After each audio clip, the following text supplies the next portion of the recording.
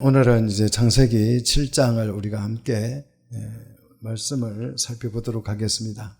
노아 홍수의 목적, 노아 홍수 심판의 목적, 그 목적이 여러분 무엇이라고 생각합니까? 하나님이 세상을 심판하는 목적이 뭡니까? 세상을 멸망시키기 위한 것입니까? 세상을 멸망시키는 것이 목적입니까? 6장 7절 한번 넘어가서 한번 잠시 보십시다. 지난 시간에 보신 것이지만 6장 7절 보시면 이르시되 내가 창조한 사람을 내가 지면에서 뭐하리라? 썰어버리겠다. 그 다음 오늘 7장 4절에서도 보면 하나님께서 모든 생물을 지면에서 어떻게 한다고요? 썰어버린다.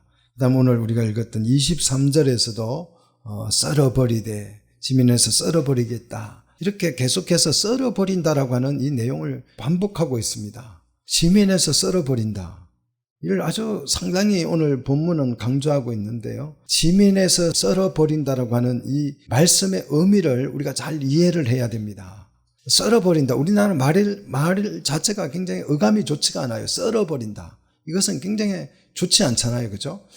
하지만 이 썰어버린다라고 하는 말의 의미는 별절시킨다라는 의미가 아니라 땅을 정결케 한다라는, 정하게 한다라는 그런 의미를 가지고 있습니다. 땅을 깨끗이 한다라는 이 의미. 이것은 새로운 계획과 목적이 전제됨을 의미해요. 우리가 봄철이 되면 밭을 어떻게 합니까? 갈아엎어버리잖아요. 이 갈아엎는 것은 굉장히 어감이 좋지 않고 파토낸 것처럼 보이지만 밭을 갈아엎는 것은 목적과 계획이 있기 때문입니다. 새로운 뭔가 시작하기 위해서 밭을 갈아엎는 것이에요. 오늘 하나님께서 지면을 썰어버린다고 하는 말은 그냥 멸절시켜버리겠다 그런 의미가 아니라 새로운 계획과 새로운 목적을 가지고 무엇인가를 하기 위한, 목적을 실현하기 위한 전 단계지요. 반대로 멸절을 한다라고 하는 의미라면 계획이나 목적이 필요가 없습니다. 그냥 멸망 그 자체가 결과가 되는 것이죠. 그러나 썰어버리는 것은 하나님의 계획과 그 속에 목적이 들어있는 줄로 믿습니다. 그래서 세상을 심판하는 것, 이것은 멸망이 목적이 아닙니다. 하나님의 심판에도 뭐가 들어있어요? 하나님의 사랑이 들어있는, 계획이 들어있고 목적이 들어있는 것입니다. 하나님의 심판은 단순히 공의만 집행하는 것이 아니고 하나님의 그 심판 속에서도 하나님의 사랑은 여전히 작동하고 있다는 것을 우리가 알아야 합니다. 우리가 6장 19절에서 이 썰어버리기 위한 그 목적이 뭐냐? 생명을 보존하기 위해서. 6장 19절 보십시오. 그래서 생명을 보존하라 그랬어요. 그리고 오늘 7장 3절에 그 씨를 온 지면에 뭐하라? 뭐하라고요? 유전하게 하라 그랬어요. 유전이라고 하는 살아있게 하라는 뜻입니다. 노아 홍수는 창조한 세상을 멸절하는 것이 목적이 아니라 보존하고 유전케 하는 것이 목적입니다. 왜 그러면 하나님께서는 보존하기 위해서 왜 심판을 하시느냐 하는 거예요. 여러분 왜 그래요? 왜 이 노아 홍수로 물로 심판을 세상을 해버립니까? 보존하고 생명을 지키는 것이 목적이라면 왜 심판을 해요? 이걸 잘 몰라요, 사람들이. 그러니까 그 속에 하나님의 사랑을 느끼지 못하는 것입니다. 이 세상을 심판하지 않으면, 홍수로 정결케 하지 아니하면 인간은 어떻게 돼요? 자기들 그 강폭함으로 인해서 서로 죽여서 자멸하게 돼 있어요. 세상은요, 내버려 두면 자폭하게 돼 있습니다. 하나님의 심판이 없다고 생각해 보십시오. 하나님의 심판이 중간중간 계속해서 나라는 나라대로, 민족은 민족대로, 개인은 개인대로 하나님의 심판이 있고 징계가 있습니다. 그래서 이 강포한 나라들은 하나님이 심판을 하세요. 그래서 그 나라를 멸하시는 거예요. 저는 이런 생각이 들어요. 지금 북한을 보시면 굉장히 강포해지고 있잖아요. 이거 누가 심판을 해야 돼요. 누군가가 심판을 해야 자멸하지 않습니다. 이걸 심판하지 않으면 북한은 자멸할 수밖에 없어요. 그래서 하나님은 나라를 심판할 때 강한 나라를 세워요. 미국 역대 대통령을 쭉 보시면 부시 대통령을 하나님이 세워서 그 이란을 공격하게 하시고 걸프전을 하게 하시고 이번에는 트럼프를 세워서 또 북한을 제압하게 하시는데 제가 생각하기에 트럼프를 통해서 북한을 제압하게 되는 날이 오지 않을까 그런 생각도 들기도 해요. 하나님의 심판이 없으면 인간의 그 교만함과 그 강포함은 도를 넘습니다. 도를 넘게 돼요. 개인도 마찬가지예요. 하나님께서 중간중간 징계하거나 심판하지 않으면 그 교만이 하늘에 닿아서 스스로 죽게 되는 거예요. 그래서 하나님의 심판은 생명을 보존하는 데 목적이 있어요. 그렇기 때문에 이 심판 속에도 하나님의 뭐가 들어있다고요? 사랑이 들어있어요. 그렇기 때문에 오늘 이 보존을 목적으로 하나님께서는 짐승들도 방주에 성선을 하게 합니다. 2절 한번 보십시오. 자, 정결한 짐승 암수 몇씩? 7. 그 다음 부정한 짐승은 2씩을 방주에 성선하도록 하지요. 그런데 여기에 보니까 좀 이상한 게 정결한 짐승과 부정한 짐승으로 구분을 하고 있어요. 이 노아 당시에는 제사 의례법이 없어요. 그렇죠? 제사 의례법은 레위기에 나오잖아요. 그죠? 하나님께서 부정한 것과 정결한 것을 구분하는 것은 레위기에 나오는 거지요. 자, 그런데 어떻게 이 노아 홍수 때에 정결한 짐승과 부정한 짐승으로 구분했을까요? 어떤 기준을 가지고? 어떤 기준을 가지고 어떤 짐승은 부정하다, 어떤 짐승은 정결하다 그렇게 구분을 했겠어요? 자, 예상컨대 제사의식법은 문자가 없을 때, 이렇게 기록된 문자가 없을 때, 우리 인류에게 문자가 없을 때에는 하나님께서 그 법을 구전으로 전해지도록 하셨어요. 입을 통해서 구전으로. 하지만 모세 때에 성문법이 제정이 되잖아요. 문자가 이제 체계화됨으로써 하나님께서 모세 때에 와서 성문법으로 문자로 된 법을 주신 거예요. 그 예로 바벨탑 사건을 보시면 언어만 있고 문자는 없었다는 것을 우리가 알 수 있어요. 이제 노아 이후에도 바벨탑 사건이 이제 11장에 가면 나올 텐데요. 그때에도 문자는 없는 것으로 전제하고 언어만 있는 것으로 그렇게 말씀하고 있어요. 그래서 하나님께서 언어를 어떻게 했어요? 혼잡케 하셨다 그랬지요. 하나님은 정결한 짐승과 부정한 짐승 모두를 다 노아 방주에 성산시켰어요. 자, 그렇다면 우리가 생각하기에 뭐 이게 어떻게 살릴 것 같으면 부정한 것은 내버려 두고 정결한 것만 태울 것 같은데 그렇지 않고 부정한 것과 정결한 것을 다 성선을 시킨 것이에요. 정결과 부정은 제 개념이 아닐 수도 있다는 것이죠. 이때 당시만 해도. 근데 여기에서 또 하나의 문제가 뭐냐 하면 이렇게 노아의 방주에 짐승을 태움으로써 짐승도 구원을 받느냐 하는 거예요. 여러분, 동물도 구원받습니까? 안 받아요? 그러면 천국에는 우리끼리만 사람들만 가서 살겠습니까? 지금 요즘 시대는 강아지를 집집마다 키우잖아요. 강아지에게 드는 비용만 가지고도 아프리카 그 밥 굶어 죽는 애들 다 살릴 수 있어요, 사실상. 그런데 강아지를 많이 키웁니다. 이렇게 키우다 보니까 가끔 이 신학자들 중에서 이런 주장을 하시는 분들이 있어요. 동물도 구원을 받는다. 그래서 서양에서는 이게 거의 지금 막 보편화되어 가고 있습니다. 동물 구원받는 게 당연한 걸로 여겨지고 있습니다. 그래서 동물도 안수기도 해주고 축복기도 해주고 세례도 주고 그래요, 동물한테. 서양에서는 한 10년만 지나도 우리나라도 동물들에게 세례 달라고 데리고 오는 그런 집사님들이 있을 거예요. 생길 거예요. 노아 방주에 동물들이 승선을 했습니다. 노아가 방주에 탐으로써 구원을 받았지요? 동물들도 방주에 탔으니까 구원을 받는 게 아니냐, 이런 주장이에요. 제가 분명하게 오늘 확실하게 여러분에게 정확하게 가르쳐 드리겠습니다. 천국에 동물이 있어요, 없어요? 있어요. 어린 양과 함께 뒹굴고 사자들이 풀을 뜯고, 또 천국에 식물이 있어요, 없어요?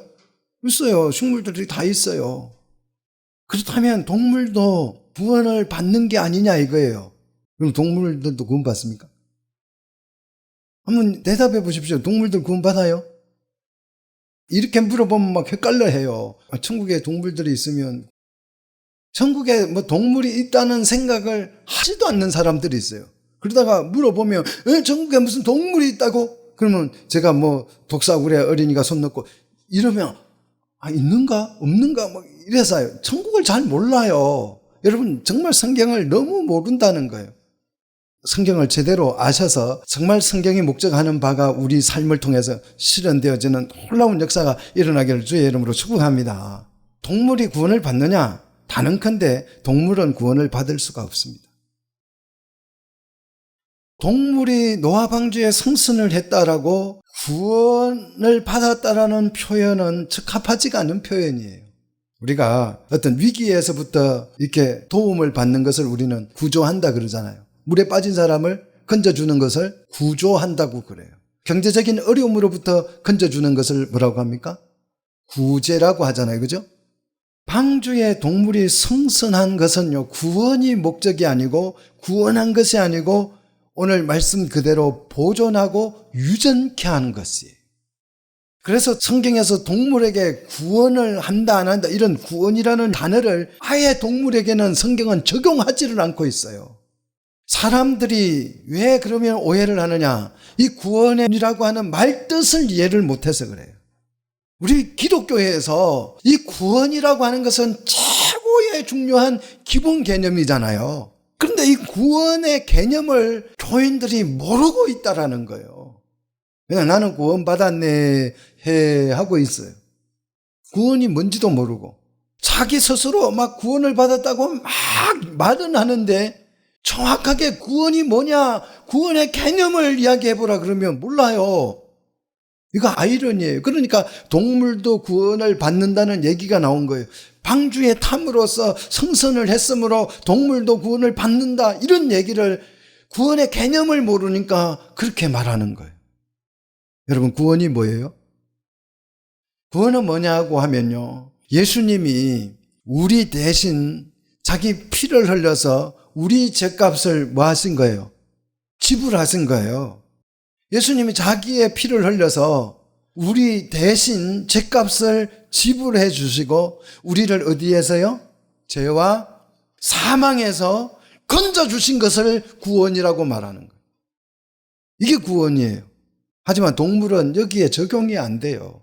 예수님이 동물을 위해서 십자가에 못 박혀 피 흘려 죽으신 게 아니에요. 동물의 죄를 위해서, 우리 죄를 위해서. 그러므로 동물에게는 구원이라는 단어를 적용할 수가 없어요. 동물은 구원이 아니라 보존케 하신 거예요. 유전케 하신 거예요. 할렐루야. 자, 여기서 우리는 하나님이 이렇게 창조한 세상을 얼마나 사랑하시는지를 배우셔야 해요. 동물을 보존케 하신 이것을 볼 때 하나님이 자신이 창조한 이 피조물들을, 이 세상을 얼마나 사랑하고 있는지. 만약에 노아 가족만 구원하는 것이라면 방주를 그렇게 크게 질 필요가 있어요, 없어요? 그냥 보트 하나 정도 지면 되는 거예요. 그죠? 그럼 며칠 만에 질 수 있어요. 그런데 120년에 걸쳐서 아주 거대한 항공모함을 만들게 하신 것은 하나님의 사랑인 줄 믿습니다. 동물을 보존케 하기 위해서, 유전케 하기 위해서. 하나님의 구원 사역은요, 단순히 사람만을 위한 것이 아닙니다. 구원의 영향력은요, 사람을 넘어서 어디에까지 미칩니까? 동물에게까지 그 영향이 미쳐져요. 하나님이 계획한 인간 구원은 사람만 방주에 태워서 어디론가 가버리는 그런 구원이 아닙니다. 하나님은 사람을 구원하심으로, 우리를 구원하심으로 말미암아 동물에게까지도 그 혜택을 베풀어 주셔요.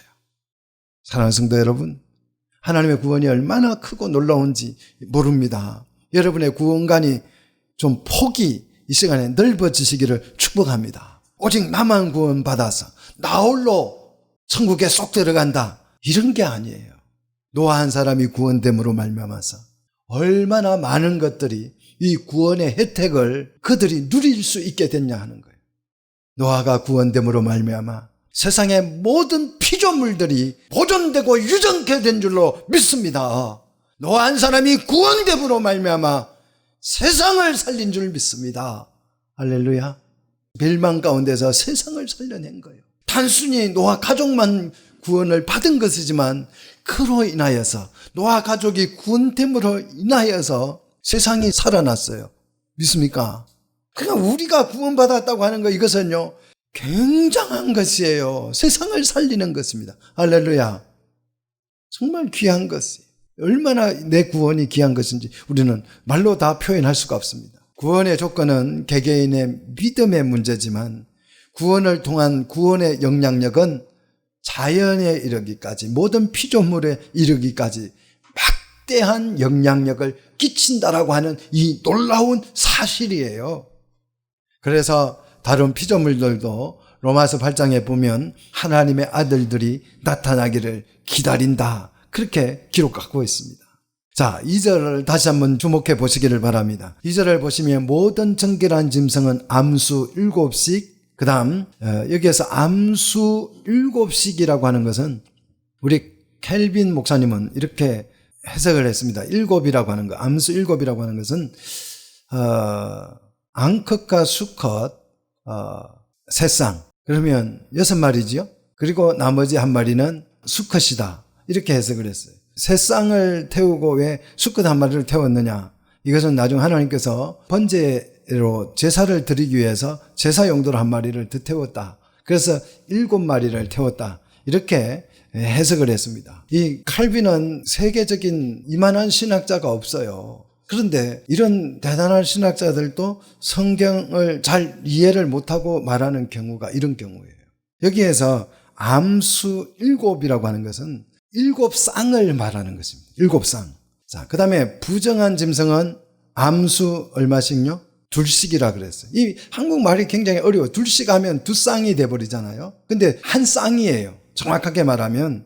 자, 참고로 여러분 6장 19절을 한번 보십시오. 6장 19절을 한번 더 읽어봅시다. 자, 6장 19절 같이 한번 더 읽습니다. 시작. 혈육 있는 모든 생물은 너는 각기 암수 한 쌍, 방주로 끌어들어 그랬잖아요. 여기에서는 각기 암수 한 쌍이라고 그랬잖아요. 근데 오늘 우리가 읽은 2절에서는 암수 2씩이다 하니까 2쌍처럼 이미지가 이해가 돼요. 그렇기 때문에 오해를 하는 것이에요. 자, 한 쌍입니다. 암수 한 마리씩이에요. 그죠? 한 쌍씩을 들여보낸 것입니다. 정결한 짐승의 수가 7배 많은 까닭은 잡아먹힐 우려가 있죠. 그 다음에 또 제물 용도로 하나님이 쓰시기 때문에 7쌍씩 7배 많게 했다라는 것입니다. 하나님은 창조한 동물의 한 생명도 잃는 것을 원치 않습니다.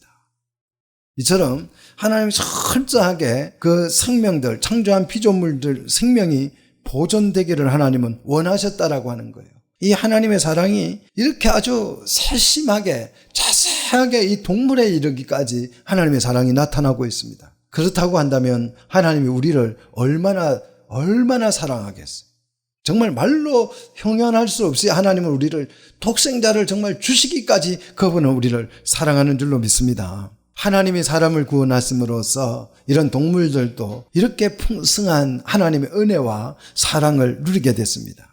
이 사랑으로 하나님은 창조하신 목적, 우주 만물을 창조하신 목적, 하나님의 나라를 실현하는 것을 반드시 이룰 줄로 믿습니다. 사랑하는 성도 여러분, 이 하나님의 이 계획 속에 여러분이 동참하시기를 축복합니다. 반드시 하나님의 나라가 실현됩니다. 믿습니까?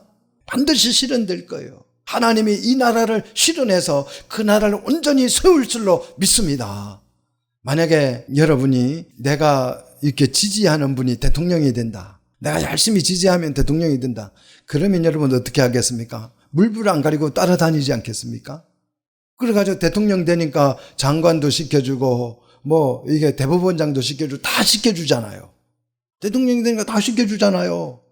그래서 그 사람들이 막 대통령 될 것 같은 사람에게 붙어가지고 눈에 불을 켜고 막 따라다니면서 막 오빠 하면서 외치는 거예요. 이유가 그거 한 자리 얻으려고요.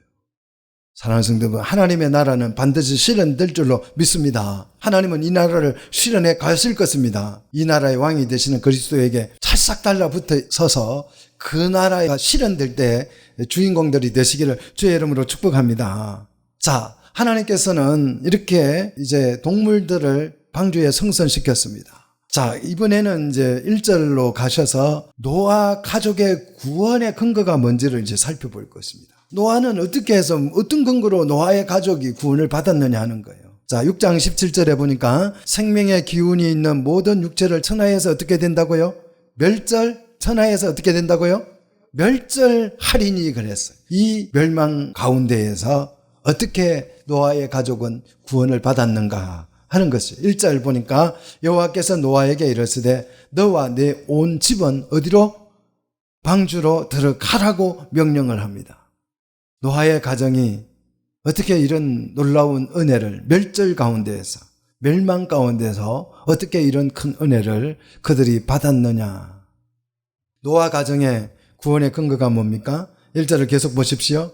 이 세대에서 내가 내 앞에 어려움을 내가 보았습니다.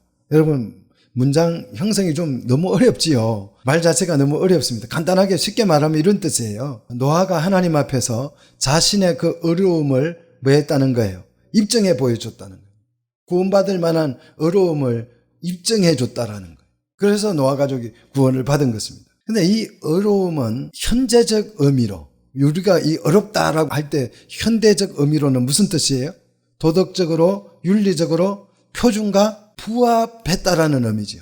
도덕적 기준, 그 다음 윤리적 기준에 합당하다, 이런 뜻으로 우리는 어렵다라는 말을 씁니다. 근데 본래의 어렵다라고 하는 의미는 곧다라는 뜻이에요. 그 경상도 말로 하면 쭉 바르다 그러잖아요.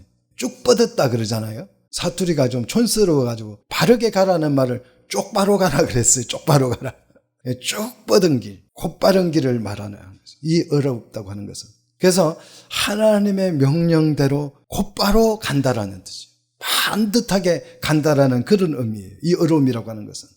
다시 말해서 하나님의 명령에 곧바로 순종하는 것을 어렵다라고 표현하는 것입니다. 자, 이러한 순종은 6장 8절에 보시면 하나님의 은혜 없이는 불가능한 것이에요. 인간 자체가 죄인이기 때문에, 굽어 있기 때문에, 삐뚤어져 있기 때문에 하나님의 은혜가 없으면 우리는 하나님의 명령에 곧바로 갈 수가 없어요. 곧바로 순종할 수도 없어요.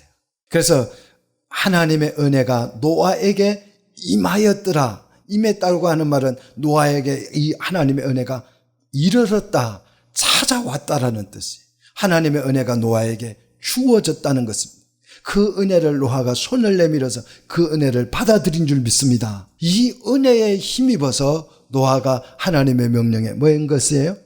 순종한 것이에요. 할렐루야. 여러분, 이 하나님의 은혜 없이는 우리가 하나님의 명령에 순종할 수도 없고 하나님의 말씀에 순종할 수도 없어요. 따라갈 수도 없어요. 하나님의 은혜 없이는 우리는 아무것도 할 수가 없는 것입니다. 신약에 와서 이것은 예수 그리스도를 통해서 하나님의 의가 우리에게 온 것이에요. 그래서 예수 그리스도의 십자가의 의를 우리가 힘입어서 하나님의 명령에 순종할 수 있는 줄로 믿으시기를 축복합니다.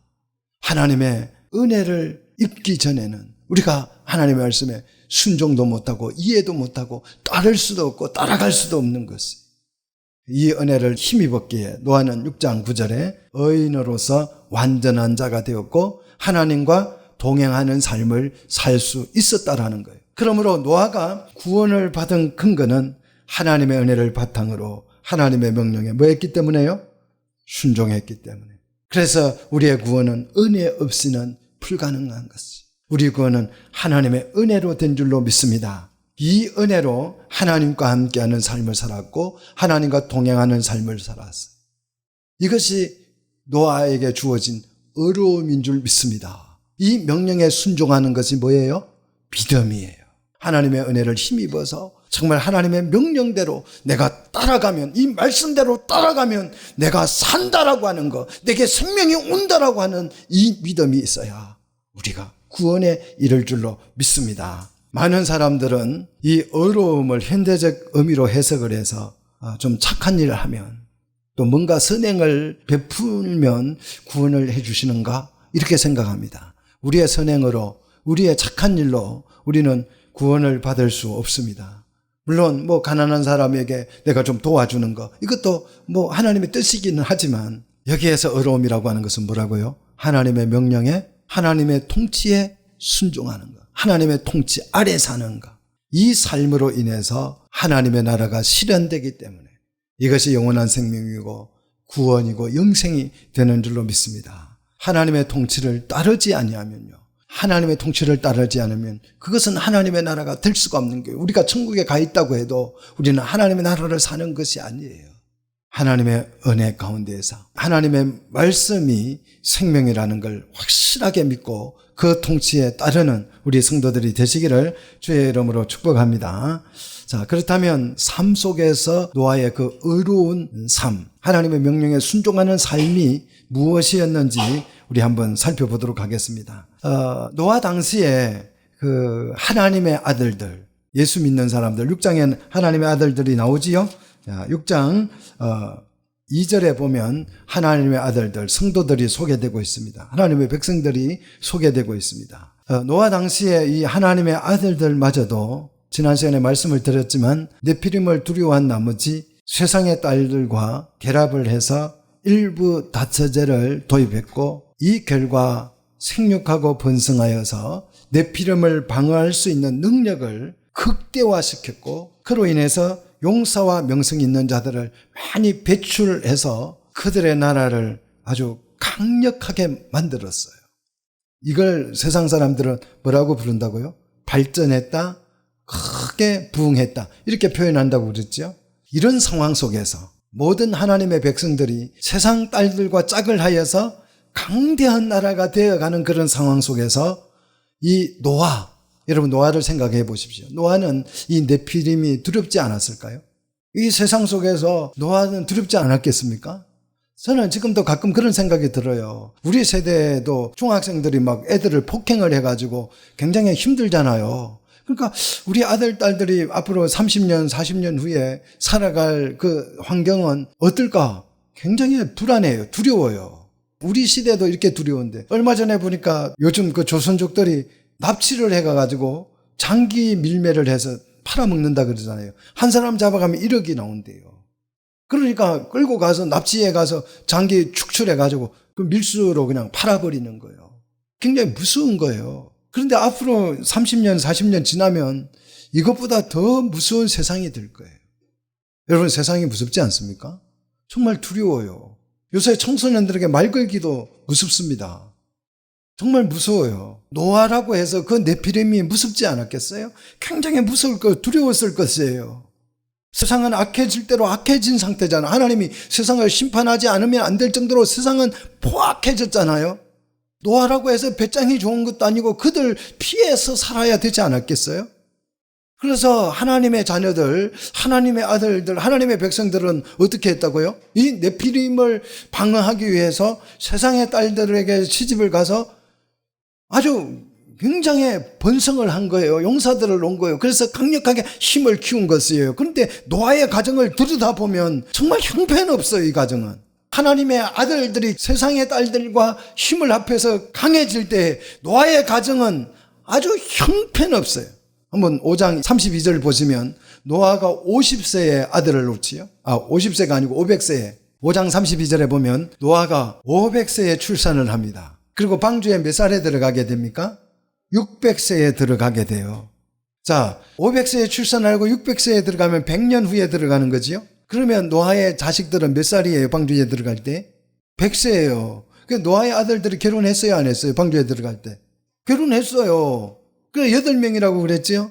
노아가 500세가 될 때까지 노아는 출산을 하지도 못했고, 노아의 아들들은 결혼은 했는데 방주에 들어갈 때까지도 출산을 했어요? 못했어요? 출산 하나도 못했어요. 번성을 못해요. 생육을 못해요. 이 가정은 어찌된 가정인지. 아브라함 때에 100세의 자녀를 못 놓으니까 아브라함은 어떻게 했습니까? 사라의 몸종 하갈을 취해서 이스마엘을 놓지 않습니까? 그 당시에 자식이라고 하는 것은 군대와 같습니다. 힘을 상징하는 거예요. 그런데 이 노아의 가정은 자손이 안 생기는 거예요. 손주가 안 생기는 거예요. 아들 3명을 결혼시켰는데 하나도 낳지를 못해요. 그러면 무슨 대안을 찾아야 되잖아요. 세상의 딸들에게 가서 자기 좋아하는 마음에 드는 딸 잘 놓게 생기는, 뭐 예쁘고 그런 것이 아니고 마음에 드는 것, 자식 잘 놓는 게 그 당시에는 100점짜리 여자예요. 우리나라도 그럴 때가 있잖아요. 엉덩이 크고 통통하고, 그럼 맏며느리감이라 그랬잖아요. 요즘은 그 기준이 달라졌지만 얼마나 이 노아의 가정이 답답해요. 하나님의 자녀들이 다 세상 딸들을 데리다가 애를 쑥쑥 넣고 그렇게 번성해 가는데 노아의 가족은 애 3명 장가 보냈는데 애기 하나 놓지 못하고 100년이 지나간 거예요. 100년이. 어쩌면 노아는 네피림이 두려워서 산지 쪽에 숨어서 살았을런지도 몰라요. 이렇게 힘든 상황 속에서 노아가 세상 방식을 거부하는 것이, 이 세상 방식을 거부한 거예요. 왜요? 왜 이 세상 방식을 노아는 거부했습니까? 하나님의 아들들은 다 세상 방식을 택해가지고 크게 장성해지는데 왜 노아만큼은 세상 방식을 거부했습니까? 창세기 3장 15절에 여자의 후손, 뱀의 머리를 깨뜨릴 여자의 후손을 기다린 거예요. 자기 힘으로 세상을 대적하려고 했던 것이 아니라 이 여자의 후손을 통해서 하나님이 뱀의 머리를, 네피림의 머리를 깰 것이라는 것을 믿었어요. 그래서 이 네피림이 우리의 발꿈치를 상하게 한다 할지라도 우리는 하나님의 구원을 기다리라. 세상 방식으로 세상을 싸워 이기지 않겠다. 이것이 노아의 생각이에요. 이 구원의 소망을 붙들고 하나님의 통치 명령에 노아가 철저히 순종을 하는데 이 통치 명령이 뭐로 나타납니까? 노아에게 일부 일처제로 나타나서 그 노아의 의로움이 증명된 것이, 하나님의 명령은 남자와 여자 둘이 합하여 한 몸을 이루어서 생육하고 번성하여서 영토를 확보하고 통치함으로써 하나님의 나라를 실현하라고 하는 것, 이것이 하나님의 명령이었어요. 그래서 노아는 이 명령을 붙잡고 하나님의 자녀들이, 하나님의 아들들이 세상과 짝하여서 아무리 부흥을 하고 아무리 커지고 아무리 강력해져도 오직 이 명령 붙잡고 이 구원을 바라보고 노아가 살았던 것입니다. 그렇게 노아는 하나님의 아들들이 사람의 딸들의 아름다움을 보고 자기들이 좋아하는 모든 여자를 아내로 삼고 출세하고 성공하고 번성하고 용사와 명성이 있는 자를 배출을 할 때에도 흔들림 없이 오직 하나님의 명령, 이 통치에 순종한 줄 믿습니다. 이것은 하나님의 은혜에 근거한 노아의 뭐다? 구원받을 만한 어려움이었다 라고 오늘 성경은 우리에게 기록하고 있어요. 사랑하는 우리 성도 여러분, 조금 천천히 우리 갑시다. 하나님과 동행합시다. 우리가 급할 뿐이지 하나님은 전혀 급하지 않습니다. 여러분, 하나님을 재촉하지 마십시오. 많은 사람들이 하나님을 너무 재촉해요. 하나님에게 독촉장을 막 얼마나 쏘아보내는지, 매일 그냥 독촉장을 보내는 거예요. 왜 빨리 안 해주냐고. 빨리 해주세요. 빨리 해주세요. 빨리 해주세요. 그거 하나님이 원하시는 것은 생육하고 번성하는 것이 목적이 아니에요. 성공하고 출세하는 것도 하나님이 목적도 아니고요. 우리가 하나님의 백성이 막 강력해지고 커지는 거, 세계 최강의 국가가 되는 거, 이거 아니에요. 하나님의 목적 아닙니다. 그렇다고 우리가 무슨 대단한 업적을 남겨가지고 뭐 역사적으로 길이 남을 그 업적을 남기는 거, 이것도 하나님의 목적이 아닙니다. 세상은 이런 걸 목적으로 삼습니다. 그렇기 때문에 독촉하고 재촉하는 거예요. 하나님이 계획하고 원하시는 것은 뭡니까? 하나님의 나라를 실현하는 것이에요. 믿습니까? 이것이 하나님의 목적이에요. 하나님의 나라의 실현은 어떨 때 이루어집니까? 우리가 하나님의 통치에 따를 때. 하나님의 통치가 우리에게 제대로 시행되면 하나님의 나라가 실현되는 것이에요. 할렐루야. 남자와 여자 둘이 한 몸이 되어서 교회가 되어서 하나님의 백성을 이룰 때에 하나님의 나라가 실현될 줄로 믿습니다. 우리가 이 하나님의 나라를 꿈꾼다면 하나님의 통치 안에 거하면 되는 것이에요. 누구처럼? 노아처럼. 이 통치 안에 우리가 순종하면 되는 줄로 믿습니다. 세상이 홍수로 인해서 심판을 받아 멸망한 원인, 구원받은 원인을 설명했습니다. 앞에는. 자, 그렇다면 세상이 홍수로 인해서 심판을 받아 멸망하게 된 원인, 여러분 뭐라고 생각합니까? 세상은 왜 멸망을 했어요?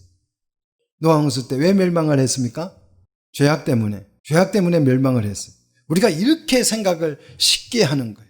죄악 때문에 세상이 악해져서. 그렇지요? 다시 말해서 이제 노아 때 같으면 타락한 그 가인의 후손들이 막 라멕이 일부 일처제를 만들고 무기를 만들고 네피림 군대를 세워서 막 하나님의 백성을 공격하고 그 잡아서 장기 밀매를 하고 이렇게 세상이 굉장히 악해졌어요. 가인의 후예들이 막 아주 번성을 해가지고.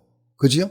그러니까 세상이 너무 악해져서 이 몹쓸 것들 하나님 다 멸망시켜야 되겠다. 그래서 홍수로 심판해버린 줄 알아요. 아니에요. 세상이 악해서 심판하는 것이 아닙니다. 네피림이 만행을 저질렀기 때문에 하나님이 심판한 거 아니에요. 따라합시다. 악인이 악한 것은 당연하다. 이건 당연한 거예요. 세상은 원래 그런 거예요. 세상은 원래 그리했어요. 이들의 형포가 하늘에 닿아서 멸망한 것이 아니라는 사실을 여러분이 잘 아셔야 돼요. 그렇다면 무엇 때문에 세상은 멸망을 당했는가? 6장 1절로 3절에 소개했지요. 하나님의 아들들이 뭐해서요? 하나님의 아들들이 뭐해서요? 타락해서. 하나님의 아들들이 타락했기 때문에. 여러분 이걸 깊이 이해하셔야 돼요. 이걸 깊이 이해하셔야 돼요. 하나님의 명령을 벗어난 이 일부 다처제의 도입에 대한 이 견해가, 교회 안에서 이 견해가 다른 거예요. 저는 이걸 타락이라고 말을 했어요. 일부 다처제를 도입해가지고 세상 방식을 도입해가지고 번성하고 커지는 것을 타락이라고 말을 했습니다. 그런데 그 당시에 이 하나님의 아들들이 세상 여자를 데려다가 세상 방식으로 커지고 강해지는 이것을 그들은 타락이라고 말하지 않고 뭐라고 말한다고요? 발전했다, 부흥했다, 강해졌다, 하나님의 축복이다, 하나님의 은혜다, 이렇게 생각을 한 거예요. 이 견해가 차이가 있다는 걸 정확하게 아셔야 됩니다. 노아 당시에 하나님의 아들들의 입장은 세상적인 그런 방식을 택해서 커지고 강해지고 명성 있는 자가 나오고 용사가 나오고 이건 하나님의 축복으로 생각을 했어요. 그런데 이것이 뭐라고요? 타락이라니까요. 이게 타락이에요. 하나님의 통치를 벗어난 거예요. 하나님의 통치를 벗어난 것이 뭡니까? 죄라고 하는 거예요. 하나님의 나라를 거부하는 것, 이것이 죄예요. 결국 6장 3절에서 하나님의 영은 사람과 하지 않게 됐고 하나님의 영이 함께 하지 않음으로 말미암아서 사람은 죽어서 부패되어서 그들이 강포해졌고 결국은 그 강포로 인해서 어떻게 됐습니까? 멸절한 거예요. 하나님의 통치를 벗어나면 이 코스로 사람은 갈 수밖에 없어요. 이게 죄인이 가는 코스예요. 세상의 멸망은 세상 사람, 세상 국가가 악해져서 멸망하는 것이 아니에요. 세상 멸망은. 세상 사람, 세상 국가가 악해지면 하나님은 다른 나라를 들어서, 앞에도 이야기했지만 다른 나라, 국가를 세워서 그 나라를 심판합니다. 그래서 바벨론이 망했고 로마가 망했고 아수르가 망한 것이에요. 그들이 악해지면 하나님께서 어떻게 한다고요? 다른 강력한 나라를 세워서 그 나라를 멸망시켜요. 하지만 교회가 타락하면, 하나님의 백성이 타락하면 어떻게 돼요? 하나님이 심판하시는, 세상을 심판하는. 그래서 예수님이 마지막 때에 뭘 보겠느냐 그랬어요? 내가 진짜 믿는 사람을 마지막 때에 볼 수 있겠느냐? 무슨 뜻이에요? 본다는 뜻이에요? 못 본다는 뜻이에요? 못 본다는 뜻이에요. 교회의 책임이요, 막중한 거예요. 노아 한 사람이 구원됨으로 세상이 살아났잖아요. 교회가 삶으로 세상을 살릴 수 있는 줄 믿으시기를 축복합니다. 소돔 고모라가 왜 멸망했어요? 동성연애하고 타락하고 천사들에게까지도 그렇게 막 포악을 행하고, 그래서 불과 유황불이 떨어져 가지고 소돔 고모라가 멸망했지요? 아니에요. 소돔 고모라가 왜 멸망했어요? 따라합시다. 의인 10명이 없어서. 우리 정확하게 아셔야 돼요. 그게 성경이에요. 근데 우리가 세상, 죄 때문에 세상이 망한다고 생각합니다. 아닙니다. 하나님의 백성이 타락하면 세상은 망하는 것이. 우리가 세상을 살릴 수 있는 거예요. 교회가 세상을 살릴 수 있는 것입니다. 좀 책임감을 가지고 신앙생활을 하시기를 축복합니다. 노아 역시 하나님의 그 강력한 위로가 절대적으로 필요할 만큼 힘들고 두려웠지만 오직 여인의 후손을 통한 구원을 바라보고 세상적인 힘을 갖기보다는 하나님의 명령에 철저하게 순종하는 그 통치를 따르는 삶을 살았습니다. 온 가족이 일부 일처제를 통해서 생육 번성하여서 하나님의 백성을 세우고 가기를 원했어요. 이로 인해서 온 가족이 방주의 성선함으로써 구원을 얻고 그들이 결국 새 땅을 얻게 됩니다. 지면을 깨끗이 한 그 새 땅을 받게 되는 그런 축복을 누리게 된 줄로 믿습니다. 이게 진짜 축복이에요. 반면 노아 외에 하나님의 아들들은 어떻게 됐습니까? 세상 방식으로 네피림을 대적할 만큼, 네피림을 필적할 만큼 강대한 힘을 가졌지만 그들은 어떻게 됐어요? 다 홍수에 어떻게 됐어요? 죽게 된 것이에요. 하나님의 통치를 따르는 주의 백성들이 될 때 사는 것입니다. 믿습니까? 이것이 우리의 생명이에요. 우리가 주의 백성으로 온전히 세워지면 이 하나님의 나라, 생명의 나라, 영원한 생명의 나라가 세워질 줄로 믿습니다. 하나님은 하나님의 아들들이 타락하자 그들에게 유예 기간을 주지요. 6장 3절에 120년을 주고 7장 10절에 7일 후면 그랬어요. 7일 후면.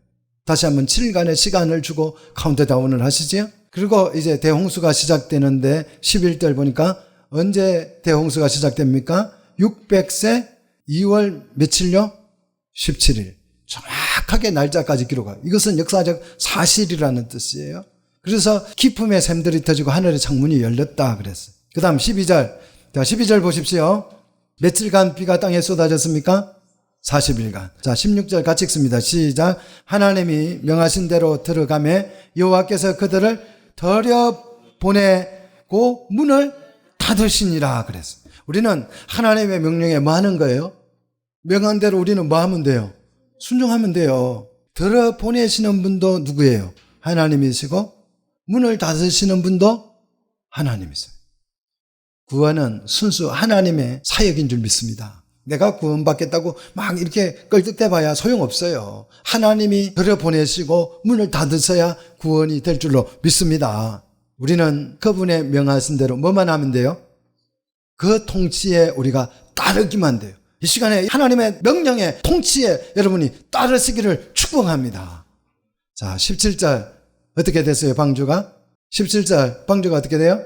떠올랐고 18절 방주가 떠다녔고 19절 천하 모든 산들도 다 잠기게 됐고 20절 그 높은 산에서부터 물이 얼마나 올라갔어요? 15규빗을 덮였다라고. 이 결과 21절 어떻게 됐어요? 땅 위에 움직이는 생물이 다 죽었어요. 반드시 죽으리라는 말씀이 실현된 거예요. 새와 가축과 들짐승과 땅에 기는 모든 것들, 모든 사람들이 다 죽었습니다. 22절 어떻게 됐어요? 육지에 있어 그 코에 생명의 기운의 숨이 있는 것들은 어떻게 됐다고요? 다 죽었어요. 생명의 기운의 숨은 하나님의 선물이었지만 이것이 죄로 인하여서 사망이 된 것이에요. 자, 23절 하나님이 땅을 어떻게 했어요? 썰어버렸다. 깨끗이 했다. 땅을 깨끗하게 했다는 것입니다. 깨끗해진 새 땅 위에 하나님은 노아의 가족을 그곳에 다시 세우게 될 줄로 믿습니다. 자, 24절 같이 읽습니다. 마지막으로 물이 150일을 땅에 넘쳤더라. 땅에 물이 넘쳤다고 하는 것은 깨끗해졌다라는 의미지요. 물이 땅을 150일간 지배를 합니다. 여기서 연상되는 게 혹시 있습니까? 지구에 150일간 땅이 물이 지구 전체를 감싸버려요. 뭐가 연상됩니까? 1장 2절에 물이 지구를 어떻게 해요? 덮죠. 창조 직전이에요. 이 모습이 창조 직전 모습이에요. 그래서 1장 9절에 하나님이 물 보고 뭐라고 그래요? 물 보고 물러가라 그래요. 어디로? 바다로. 물러가고 나니까 어떻게 돼요? 묻이 드러났잖아요. 그게 새 땅이에요. 하나님께서 지구를 정화시킨 것을 정결케 하신 거예요. 뭐 하려고요? 하나님의 나라 실현하려고. 하나님의 나라를 정결케 하려고. 하나님의 나라를 세우시려고. 하나님은 노아와 함께 방주에 있는 구원받은 자들을 통해서 이 새롭게 된 이 땅에서 새롭게 하나님의 나라를 실현해 갈 줄로 믿습니다. 사랑하는 성도 여러분, 하나님이 우리를 구원하셨어요. 구원하셨습니다. 뭐 하려고요? 하나님의 나라를 실현하려고. 구원받은 게 끝이 아니에요. 내가 구원받고 이렇게 잘 살다가 그냥 죽으면 천국에 가버린다. 이게 아니에요. 하나님 나라를 우리를 통해서 실현하기를 원합니다. 우리가 하나님의 나라 백성이 될 거예요. 우리가 하나님의 자녀가 돼야 되고 백성이 돼야 되고 천국의 알곡이 돼야 될 줄로 믿습니다. 그게 뭐냐? 하나님의 통치에 따르는 게 하나님의 백성이에요. 할렐루야. 그래서 하나님의 통치를 따르면 하나님의 나라가 실현돼 가는 거예요. 내가 따르는 것만큼 하나님의 나라가 실현되고 따르는 것만큼 순종하는 것만큼 여러분이 그것이 하나님의 나라의 기업이 되는 거예요. 영토가 되는 거예요. 여호수아 12지파가 가나안 땅을 하나님의 명령에 순종하여서 정복하는 것만큼 기업이 됐잖아요. 바로 그것이 하나님의 명령에 통치에 여러분이 따라서 여러분의 하나님 나라에서 기업을 확보하는 성도들이 되시기를 주의 이름으로 축복합니다.